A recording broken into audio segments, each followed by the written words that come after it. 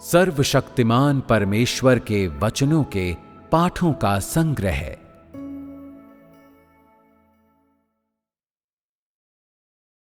स्वयं परमेश्वर अद्वितीय 10। सब वस्तुओं के जीवन का स्रोत परमेश्वर है। 4।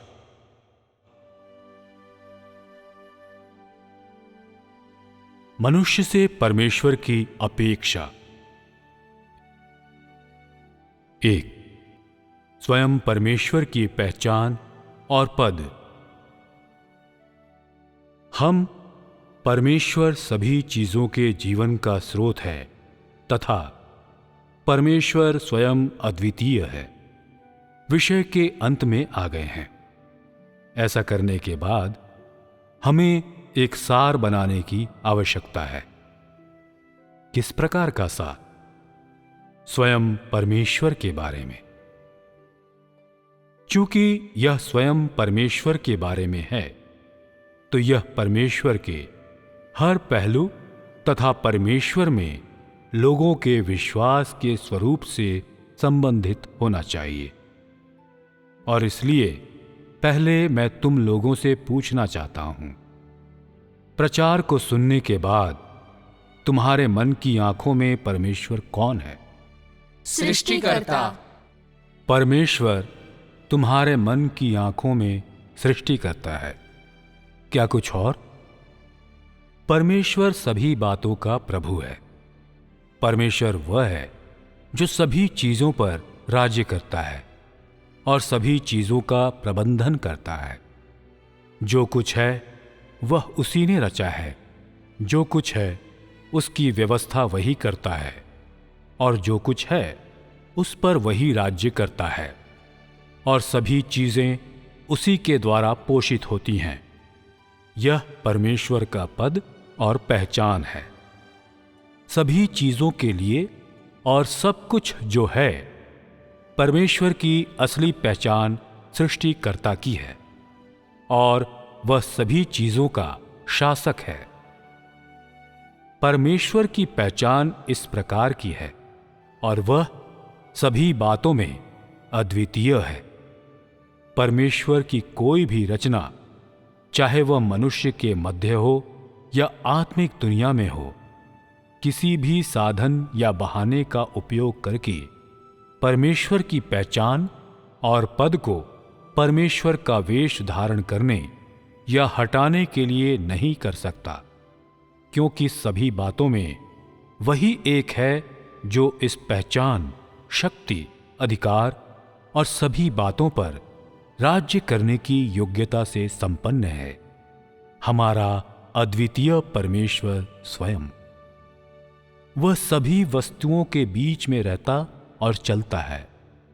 वह सभी चीजों के ऊपर सर्वोच्च स्थान तक उठ सकता है। वह मनुष्य बनकर अपने आप को विनम्र बना सकता है। जो मांस और लहू के हैं, उनके मध्य उनके जैसा बन सकता है। लोगों से रूबरू होकर उनके सुख दुख बांट सकता है। साथ ही जो कुछ है सब उसी की आज्ञा के अधीन है और सभी चीजों का भाग्य और किस दिशा में इसे जाना है, यह भी वही निश्चित करता है।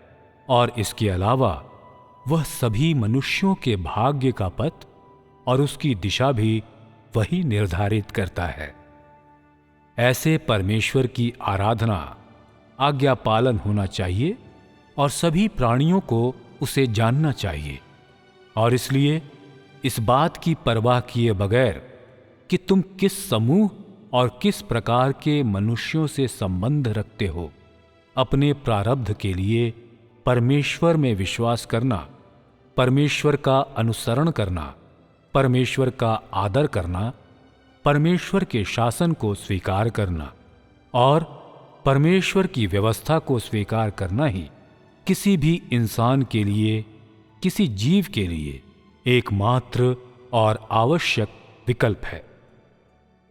परमेश्वर की अद्वितीयता में लोग देखते हैं कि उसका अधिकार, उसका धर्मी स्वभाव, उसका सार तत्व और वे सभी साधन जिनके द्वारा वह सभी का पोषण करता है, अद्वितीय हैं। उसकी अद्वितीयता स्वयं परमेश्वर की पहचान को निश्चित करती है और उसके पद को भी। और इसलिए सभी प्राणियों के मध्य यदि कोई जीवित प्राणी आत्मिक दुनिया में या मनुष्यों के मध्य में परमेश्वर की जगह में खड़ा होने की इच्छा रखता है, यह असंभव होगा। जैसे परमेश्वर का रूप धरने का प्रयास किया जा रहा हो। यह तथ्य है। ऐसे सृष्टिकर्ता और शासक की मनुष्य जाति से क्या अपेक्षाएं हैं, जिसके पास स्वयं परमेश्वर की पहचान है, शक्ति है और पद है। यह सब आज तुम सबको स्पष्ट हो जाना चाहिए और तुम्हें याद रखना चाहिए, और यह परमेश्वर और मनुष्य दोनों के लिए बहुत महत्वपूर्ण है। 2. परमेश्वर के प्रति मनुष्य के विभिन्न व्यवहार।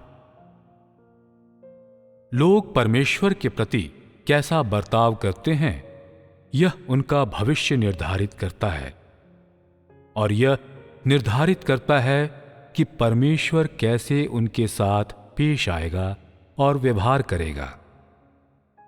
यहां पर मैं कुछ उदाहरण देने जा रहा हूं कि कैसे लोग परमेश्वर से पेश आते हैं। आइए कुछ सुनते हैं कि उनका ढंग और रवैया जिससे वे परमेश्वर के प्रति पेश आते हैं, वे सही हैं या नहीं।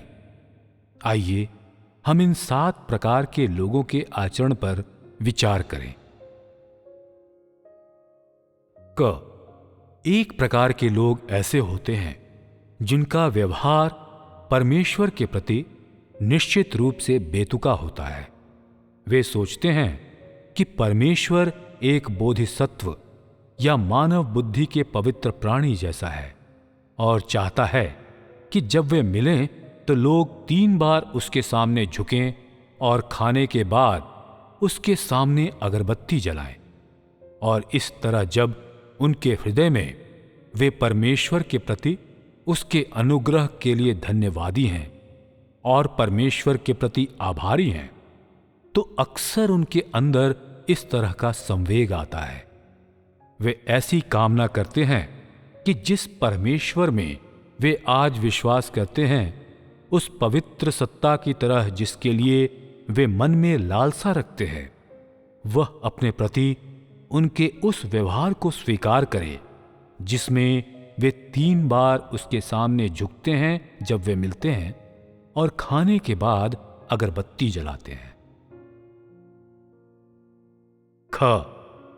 कुछ लोग परमेश्वर को जीवित बुद्ध के रूप में देखते हैं, जो सबकी परेशानियों को हटाने और उनको बचाने में सक्षम है।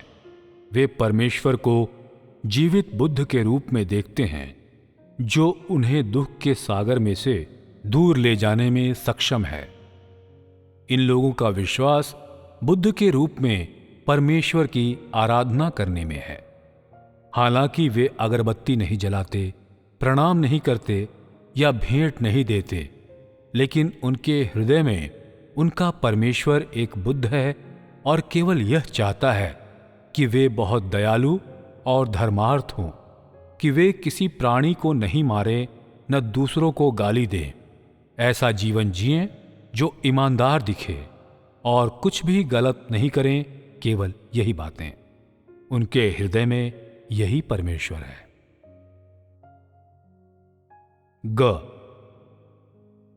कुछ लोग परमेश्वर की आराधना किसी महान या प्रसिद्ध व्यक्ति के रूप में करते हैं।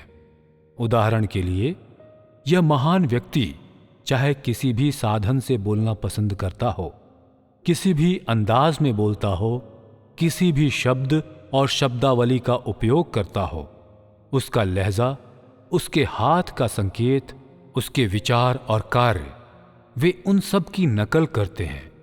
और यह सब ऐसी बातें हैं जो उन्हें पूरी तरह से परमेश्वर में अपने विश्वास को पैदा करने के लिए उत्पन्न करना जरूरी है।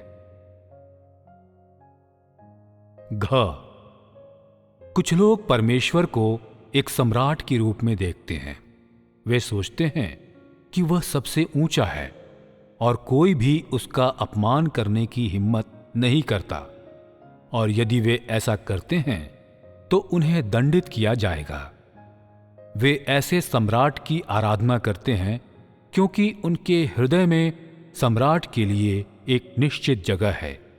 सम्राटों के विचार, तौर तरीके, अधिकार और स्वभाव, यहाँ तक कि उनकी रुचि और व्यक्तिगत जीवन, यह सब कुछ ऐसा बन जाता है जिसे इन लोगों को समझना जरूरी है। ऐसे मुद्दे और मामले हैं जो उनसे संबंधित हैं, और इसलिए वे परमेश्वर की आराधना एक सम्राट के रूप में करते हैं। इस तरह का विश्वास बेहुदा है। कुछ लोगों का परमेश्वर के अस्तित्व में एक गहरा और अटूट खास विश्वास होता है, क्योंकि उनका परमेश्वर के बारे में ज्ञान छिछला होता है और उन्हें परमेश्वर के वचन का ज्यादा अनुभव नहीं होता। वे उसकी आराधना एक प्रतिमा के रूप में करते हैं। यह प्रतिमा उनके हृदय में एक ईश्वर है। यह कुछ ऐसा है जिससे उन्हें डरना चाहिए और उसके सामने झुकना चाहिए, और जिसका उन्हें अनुसरण और अनुकरण करना चाहिए। वे परमेश्वर को प्रतिमा की तरह देखते हैं, उन्हें जिसका जीवन भर अनुसरण करना है। वे उस लहजे की नकल करते हैं जिसमें ईश्वर बोलता है, और बाहरी रूप में वे उनकी नकल करते हैं जिन्हें परमेश्वर पसंद करता है। वे अक्सर ऐसे काम करते हैं जो भोले भाले, शुद्ध और ईमानदार दिखते हैं, और यहाँ तक कि वे एक ऐसे साथी के रूप में इस मूर्ति का अनुसरण करते हैं जिसका वे कभी हिस्सा नहीं बन सकते। यह उनके विश्वास का रूप है। 6. कुछ लोग ऐसे हैं जिन्होंने परमेश्वर के बहुत सारे वचन पढ़े और उपदेश सुने होने के बावजूद अपने हृदय में महसूस करते हैं कि उनका परमेश्वर के प्रति पेश आने का एकमात्र सिद्धांत यह है कि उन्हें हमेशा चापलूस और खुशामद करने वाला होना चाहिए, या ईश्वर की प्रशंसा और सराहना इसी तरीके से करने चाहिए जो वास्तविक न हो। वे विश्वास करते हैं कि ऐसा परमेश्वर ही परमेश्वर है जो चाहता है कि वे इसी तरह से पेश आए, और यदि वे ऐसा नहीं करते हैं तो वे कभी भी उसके क्रोध को भड़का सकते हैं या उसके प्रति पाप करते हैं, और इस तरह पाप करने के परिणाम स्वरूप ईश्वर उन्हें दंडित करेगा। उनके हृदय में ईश्वर ऐसा है। और अब ऐसे लोगों की बहुतायत है जो परमेश्वर में आत्मिक सहारा प्राप्त करते हैं, क्योंकि वे इस जगत में रहते हैं। वे बिना शांति या आनंद के हैं और उन्हें कहीं शांति प्राप्त नहीं होती है। परमेश्वर को प्राप्त करने के बाद जब वे उसके वचनों को देख और सुन लेते हैं, अंदर ही अंदर उनका हृदय आनंदित और मगन हो जाता है। और ऐसा क्यों होता है? उन्हें लगता है कि उन्होंने आखिर में वह प्राप्त कर लिया है जो उनके लिए आनंद लाएगा, कि उन्होंने आखिरकार वह ईश्वर प्राप्त कर लिया है जो उन्हें आत्मिक सहारा देगा। ऐसा इसलिए क्योंकि परमेश्वर को स्वीकार करने और अनुकरण करने के बाद वे खुश हैं। उनके जीवन में संतुष्टि आ जाती है। वे अब उन अविश्वासियों के समान नहीं हैं जो जीवन में जानवरों की तरह नींद में चलते हैं, और अब वे महसूस करने लगते हैं कि उनके पास जीवन में आगे देखने के लिए कुछ है। इस प्रकार उन्हें लगता है कि यह ईश्वर उनकी आत्मिक जरूरतें पूरी कर सकता है और मन और आत्मा दोनों में एक बड़ा आनंद ला सकता है। बिना इसका एहसास किए वे ऐसे ईश्वर को छोड़ नहीं पाते जो उन्हें आत्मिक सहारा देता है, जो उनके आत्मा और पूरे परिवार में आनंद लाता है। वे मानते हैं कि ईश्वर में विश्वास को उनके जीवन में आत्मिक सहारा लाने से ज्यादा कुछ और करने की जरूरत नहीं है। क्या परमेश्वर के प्रति इस प्रकार का मनोभाव रखने वाले लोग तुम्हारे बीच में हैं? हाँ है। यदि उनके ईश्वर को मानने में किसी के हृदय में इस प्रकार का रवैया है, क्या वे सही मायने में परमेश्वर के सम्मुख आने के योग्य हैं? यदि किसी के हृदय में इसमें से एक भी प्रकार का रवैया है, तो क्या वे परमेश्वर में विश्वास रखते हैं? क्या वे परमेश्वर स्वयं अद्वितीय में विश्वास रखते हैं? क्योंकि तुम स्वयं अद्वितीय परमेश्वर में विश्वास नहीं करते, तो तुम किस में विश्वास करते हो? यदि तुम जिसमें विश्वास करते हो वह स्वयं अद्वितीय परमेश्वर नहीं है, तो यह संभव है कि तुम किसी प्रतिमा में विश्वास करते हो, या एक महान आदमी में, या एक बोधिसत्व में, कि तुम अपने हृदय में बुद्ध की आराधना करते हो। और इसके अलावा यह भी संभव है कि तुम किसी साधारण व्यक्ति में विश्वास करते हो। संक्षेप में, परमेश्वर के प्रति लोगों के विभिन्न विश्वास और रवैये के कारण लोग परमेश्वर को अपने संज्ञान के अनुसार हृदय में जगह देते हैं। वे परमेश्वर के ऊपर अपनी कल्पनाएं थोप देते हैं। वे परमेश्वर के बारे में अपना रवैया और कल्पनाएं स्वयं अद्वितीय परमेश्वर के साथ साथ रखते हैं और उनका उत्सव मनाने के लिए उन्हें पकड़े रहते हैं। जब लोग परमेश्वर के प्रति इस प्रकार का अनुचित दृष्टिकोण रखते हैं, तो इसका क्या मतलब है? इसका मतलब है कि उन्होंने स्वयं सच्चे परमेश्वर को अस्वीकार कर दिया है और झूठे ईश्वर की आराधना करते हैं। इसका मतलब है कि ठीक उसी समय जब वे परमेश्वर पर विश्वास करते हैं, वे परमेश्वर को अस्वीकार करते हैं और उसका विरोध करते हैं, और यह कि वे सच्चे परमेश्वर के अस्तित्व से इनकार करते हैं।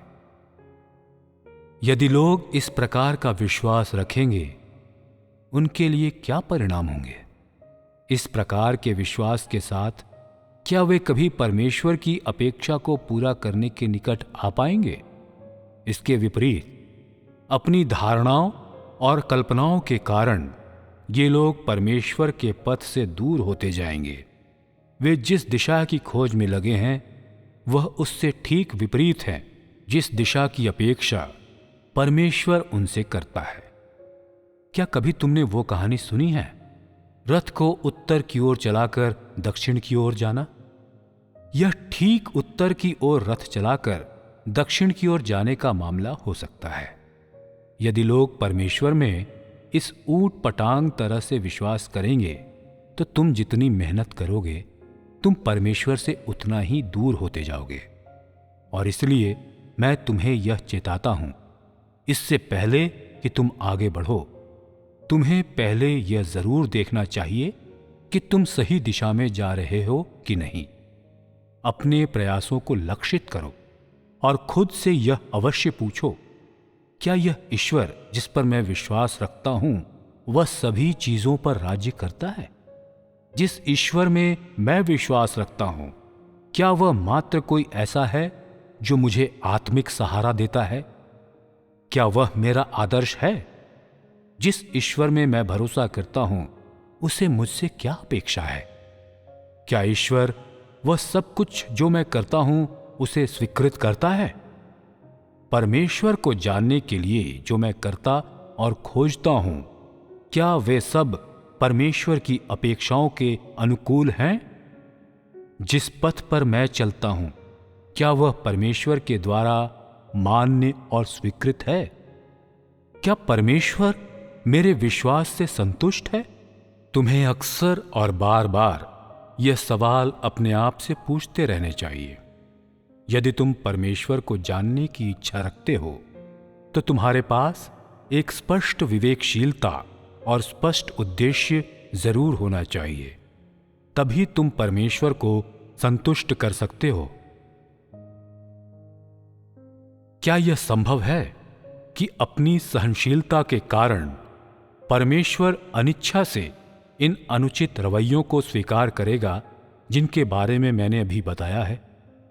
क्या परमेश्वर इन लोगों के रवैयों की सराहना कर सकेगा?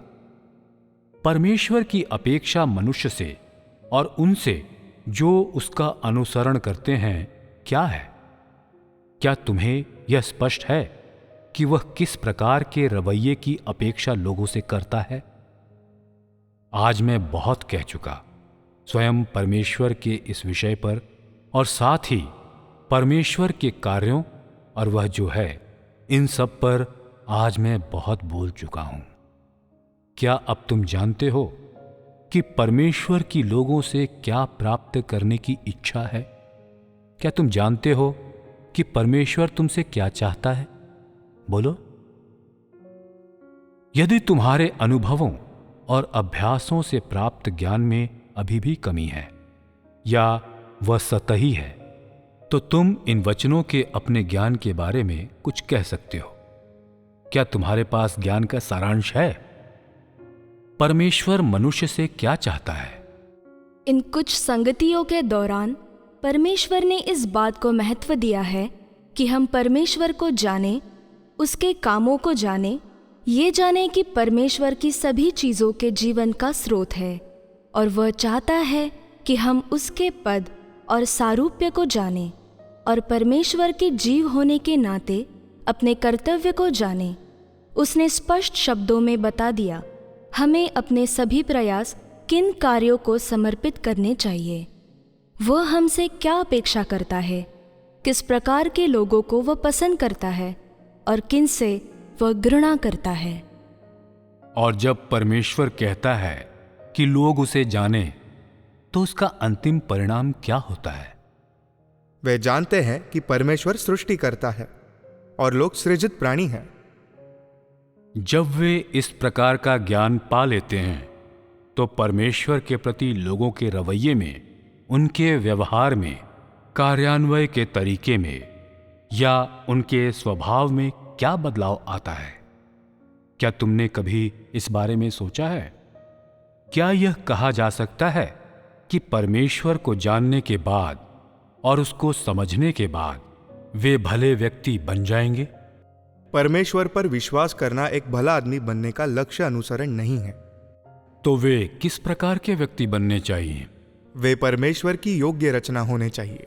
उन्हें ईमानदार होना चाहिए। क्या कुछ और भी है? परमेश्वर को सही और स्पष्ट रूप से जानने के बाद हम परमेश्वर से परमेश्वर रूप में व्यवहार कर पाएंगे। हम सदा सदा के लिए जानने लगेंगे कि परमेश्वर ही परमेश्वर है और हम रचे हुए प्राणी हैं। हमें परमेश्वर की आराधना करनी चाहिए और उसी चीज पर टिके रहना चाहिए। बहुत अच्छा। आइए कुछ अन्य लोगों से भी सुने। हम परमेश्वर को जानते हैं। अंत में हम वे लोग हो पाए हैं जो वास्तव में परमेश्वर की आज्ञा मानते हैं, परमेश्वर को आदर देते हैं और बुराई से अलग रहते हैं। बिल्कुल सही।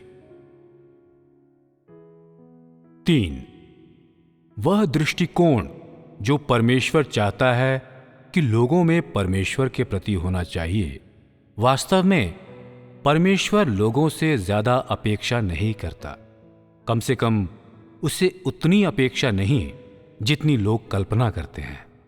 परमेश्वर की वाणी के बिना या उसके स्वभाव की किसी अभिव्यक्ति, कार्य या वचन के बिना परमेश्वर को जानना तुम्हारे लिए बहुत कठिन है, क्योंकि लोगों को परमेश्वर की इच्छा और इरादों का निष्कर्ष निकालना पड़ेगा, जो उनके लिए बहुत कठिन है। लेकिन उसके कार्य के अंतिम चरण के बारे में परमेश्वर ने बहुत से वचन कहे हैं, बहुत सारा काम किया है और मनुष्य से बहुत सी अपेक्षाएं की हैं। उसने अपने वचनों में और अपने विशाल कार्य में लोगों को बता दिया है कि उसे क्या पसंद है, उसे किससे घृणा है और उन्हें किस प्रकार मनुष्य बनना चाहिए। इन बातों को समझने के बाद लोगों के हृदय में परमेश्वर की अपेक्षा की सही परिभाषा होनी चाहिए, क्योंकि वे परमेश्वर में अस्पष्टता और अमूर्तता के बीच विश्वास नहीं करते, और वे अब अस्पष्ट परमेश्वर में विश्वास नहीं करते या अस्पष्टता और अमूर्तता और शून्यता के बीच परमेश्वर का अनुसरण नहीं करते हैं, बल्कि लोग परमेश्वर के कथन को सुनने के योग्य हैं, उसकी अपेक्षा के स्तर को समझने में वे सक्षम हैं और उन्हें प्राप्त कर पाते हैं।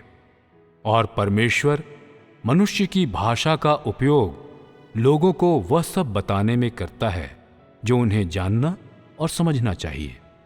आज भी यदि लोग इस बात से अनजान हैं कि परमेश्वर की उनसे क्या अपेक्षा है, परमेश्वर क्या है, वे परमेश्वर में क्यों विश्वास करते हैं और उन्हें कैसे परमेश्वर में विश्वास करना चाहिए और कैसे उससे व्यवहार करना चाहिए, तो इसमें फिर समस्या है। अभी तुम सबने एक क्षेत्र के बारे में बोला। तुम लोग कुछ बातों से परिचित हो, चाहे वे बातें विशिष्ट हों या सामान्य, लेकिन मैं तुमको परमेश्वर की मनुष्य से सही, पूर्ण और विशिष्ट अपेक्षा बताना चाहता हूं। वे केवल कुछ शब्द हैं और बहुत साधारण हैं। कुछ लोग पहले से ही इन शब्दों को जानते होंगे। परमेश्वर की मनुष्य से सही अपेक्षा और जो उनका अनुसरण करते हैं इस प्रकार हैं। परमेश्वर जो उसका अनुसरण करते हैं उनसे 5 बातें चाहता है: सही विश्वास, वफादार अनुकरण, पूर्ण आज्ञा पालन, सच्चा ज्ञान और हृदय से आदर। इन 5 बातों में परमेश्वर चाहता है कि लोग उससे अब सवाल न करें और न ही अपनी कल्पना या मिथ्या और अमूर्त दृष्टिकोण के उपयोग द्वारा उसका अनुसरण करें। वे कल्पनाओं और धारणाओं के साथ उसका अनुसरण न करें। परमेश्वर चाहता है कि जो उसका अनुसरण करते हैं वे पूरी वफादारी से करें, न कि आधे अधूरे हृदय से या बिना किसी प्रतिबद्धता के। जब परमेश्वर तुमसे कोई अपेक्षा करता है या तुम्हारा परीक्षण करता है, तुम्हारा न्याय करता है, तुमसे व्यवहार करता है और तुम्हें छांटता है या तुम्हें अनुशासित करता और दंड देता है, तो तुम्हें पूर्ण रूप से उसकी आज्ञा माननी चाहिए। तुम्हें कारण नहीं पूछना चाहिए या शर्त नहीं रखनी चाहिए और न तुम्हें तर्क करना चाहिए। तुम्हारी आज्ञाकारिता पूर्ण रूपेण होनी चाहिए। परमेश्वर को जानना एक ऐसा क्षेत्र है जिसको लोग बहुत कम जानते हैं। वे अक्सर परमेश्वर पर कथन, उक्ति और वचन थोपते हैं जो उससे संबंधित नहीं होते, ऐसा यह विश्वास करते हुए कि ये शब्द परमेश्वर के ज्ञान की सबसे मुख्य परिभाषा है।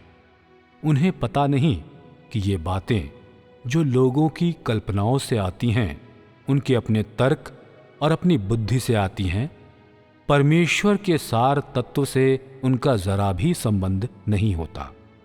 और इसलिए मैं तुम्हें बताना चाहता हूं कि परमेश्वर द्वारा इच्छित लोगों के ज्ञान में परमेश्वर मात्र यह नहीं कहता कि तुम परमेश्वर और उसके वचनों को पहचानो, बल्कि यह कि परमेश्वर का तुम्हारा ज्ञान सच्चा हो। यदि तुम एक वाक्य भी बोल सको या कुछ ही चीजों के बारे में जानते हो, तो यह थोड़ी बहुत जागरूकता सही और सच्ची है और स्वयं परमेश्वर के सार तत्व के अनुकूल है। क्योंकि परमेश्वर लोगों की अवास्तविक और अविवेकी प्रशंसा और सराहना से घृणा करता है। और तो और जब लोग उससे हवा समझकर पेश आते हैं तो वह इससे घृणा करता है। जब परमेश्वर से जुड़े विषय पर लोग हल्केपन से पेश आते हैं, जैसा चाहे और बेझिझक जैसा ठीक लगे बोलते हैं, तो वह इससे घृणा करता है। इसके अलावा वह उनसे भी नफरत करता है जो यह कहते हैं कि वे परमेश्वर को जानते हैं और परमेश्वर के ज्ञान के बारे में डींगे मारते हैं। परमेश्वर के बारे में बिना किसी रुकावट या विचार किए बोलते हैं। उन 5 अपेक्षाओं में अंतिम अपेक्षा थी हृदय से आदर करना। यह परमेश्वर की परम अपेक्षा है उनसे जो उसका अनुसरण करते हैं। जब किसी के पास परमेश्वर का सही और सत्य ज्ञान है तो वे परमेश्वर का सच में आदर करने में और बुराई से दूर रहने में सक्षम होते हैं। यह आदर उनके हृदय की गहराई से आता है। यह इच्छा से है और इस कारण नहीं कि परमेश्वर उन पर दबाव डालता है। परमेश्वर यह नहीं कहता कि तुम किसी अच्छे रवैये, आचरण या उसके लिए बाहरी व्यवहार का एक उपहार बनाओ, बल्कि वह कहता है कि तुम उसे हृदय की गहराई से आदर दो और उससे डरो।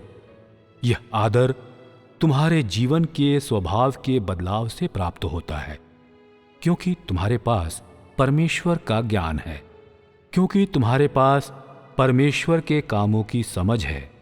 तुम्हारे परमेश्वर के सार तत्व की समझ के कारण और क्योंकि तुम इस तथ्य को मानते हो कि तुम परमेश्वर की एक रचना हो।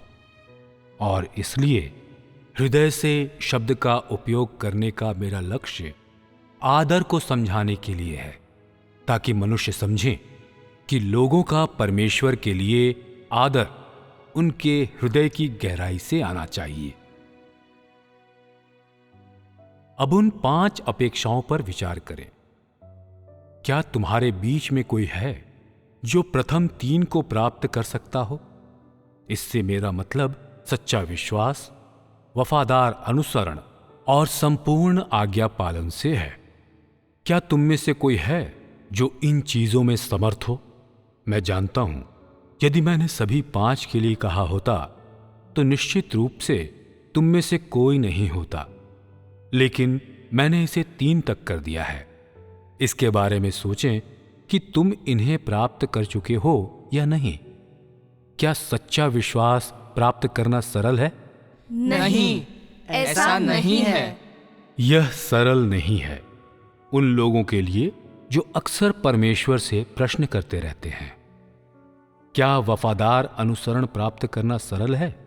नहीं, सरल नहीं है। वफादार से क्या तात्पर्य है? आधे हृदय से नहीं बल्कि पूरे हृदय से। हां, आधे अधूरे हृदय से नहीं, पूरे हृदय से। तुमने तीर निशाने पर लगाया है, तो क्या तुम इस अपेक्षा को प्राप्त करने में सक्षम हो?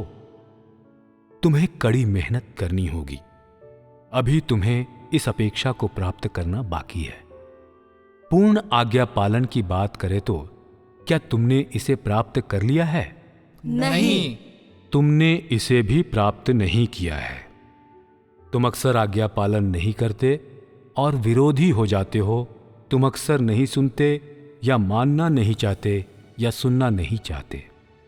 ये 3 मूलभूत अपेक्षाएं हैं जिन्हें लोग जीवन में प्रवेश करने के बाद प्राप्त कर लेते हैं, और तुम्हें अभी उन्हें प्राप्त करना बाकी है। तो इस वक्त क्या तुम्हारे अंदर पूरी क्षमता है? आज जब मैंने ये बातें कही तो क्या तुम इससे चिंतित महसूस कर रहे हो? हाँ। तुम्हारा चिंतित होना सही है। तुम्हारे बदले में मैं चिंतित महसूस कर रहा हूं। मैं अन्य 2 अपेक्षाओं पर नहीं जाऊंगा। इसमें कोई संदेह नहीं कि इन्हें कोई भी हासिल करने में सक्षम नहीं है। तुम चिंतित हो, तो क्या तुमने अपने लक्ष्य निर्धारित कर लिए हैं? तुम्हारे लक्ष्य क्या हो, तुम्हारी दिशा क्या हो, और तुम्हें अपने प्रयास और अनुसरण किधर लगाने चाहिए? क्या तुम्हारा कोई लक्ष्य है? अगर सीधे तौर पर कहूं, जब तुम ये 5 बातें प्राप्त कर लोगे, तुम परमेश्वर को संतुष्ट कर पाओगे। उनमें से प्रत्येक एक सूचक है, लोगों के जीवन में प्रवेश करके परिपक्वता में पहुंचने का सूचक और इसके अंतिम लक्ष्य का सूचक। यदि मैं इन अपेक्षाओं में से एक को भी विस्तार से बोलने के लिए चुनूं और तुमसे अपेक्षा करूं तो इसे हासिल करना आसान नहीं होगा। लोगों को कुछ हद तक कठिनाई झेलनी पड़ेगी और विशेष प्रयास करने होंगे। और तुम्हारी मानसिकता किस प्रकार की होनी चाहिए? यह एक कैंसर के मरीज के समान होनी चाहिए, जो ऑपरेशन की टेबल पर जाने का इंतजार कर रहा है। और मैं ऐसा क्यों कहता हूं? यदि तुम परमेश्वर में विश्वास करने की इच्छा रखते हो, परमेश्वर को और उसकी संतुष्टि को प्राप्त करना चाहते हो, लेकिन तुम कुछ हद तक कष्ट सहन नहीं करते, विशेष प्रयास नहीं करते, तो तुम इन चीजों को प्राप्त करने में सक्षम नहीं होगे। तुमने बहुत प्रचार सुना है, मगर इसको सुनने का यह मतलब नहीं कि प्रचार तुम्हारा हो गया। तुम्हें इसे सुनकर आत्मसात करना चाहिए और इसे किसी ऐसी वस्तु में परिवर्तित करना चाहिए जो तुमसे संबंधित हो। तुम्हें इसे अपने जीवन में आत्मसात कर लेना चाहिए और इसे अपने अस्तित्व में ले आना चाहिए, ताकि ये वचन और प्रचार तुम्हारे जीने के तरीके की अगुवाई करें और तुम्हारे जीवन में अस्तित्वपूर्वक मूल्य और अर्थ लाएं। और तब तुम्हारा इन वचनों को सुनना मूल्य रखेगा। यदि ये शब्द जो मैंने कहे हैं तुम्हारे जीवन में कोई सुधार नहीं लाते या तुम्हारे अस्तित्व में कोई मूल्य नहीं लाते, तो तुम्हारा इन्हें सुनना कोई अर्थ नहीं रखता। तुम इसे समझते हो? इसको समझने के बाद बाकी सब तुम पर है। तुम्हें काम पर लग जाना चाहिए। तुम्हें इन सभी बातों में ईमानदार होना चाहिए। दुविधा में मत रहो। समय भाग रहा है। तुम में से बहुत से 10 साल से ज्यादा से विश्वास करते आ रहे हैं। इन 10 सालों के विश्वास को पलट कर देखो, तुमने क्या पाया है? तुम्हारे और कितने दशक इस जीवन के बाकी हैं? अधिक समय नहीं बचा। तुम जो भी करो, यह न कहो कि परमेश्वर अपने काम में तुम्हारा इंतजार करता है और तुम्हारे लिए अवसरों को बचाता है। परमेश्वर निश्चित रूप से पलटकर वही काम नहीं करेगा। क्या तुम अपने 10 साल वापस ला सकते हो? तुम्हारा गुजरते हुए हर एक दिन और उठते हुए हर कदम के साथ जो दिन तुम्हारे पास हैं, उनमें से एक दिन कम हो जाता है, घट जाता है ना? समय किसी के लिए इंतजार नहीं करता। तुम परमेश्वर में विश्वास से तभी प्राप्त करोगे जब तुम इसे अपने जीवन की सबसे बड़ी चीज समझोगे। खाने, कपड़े या किसी अन्य चीज से ज्यादा महत्वपूर्ण समझोगे। यदि तुम केवल तभी विश्वास करो जब तुम्हारे पास समय हो और अपना पूरा ध्यान अपने विश्वास को समर्पित करने में असमर्थ हो, यदि हमेशा किसी तरह से काम चलाओ और दुविधा में रहो, तो तुम कुछ भी प्राप्त नहीं करोगे। इस बात को समझ रहे हो? हम आज यहीं समाप्त करेंगे, फिर मिलेंगे। परमेश्वर को धन्यवाद।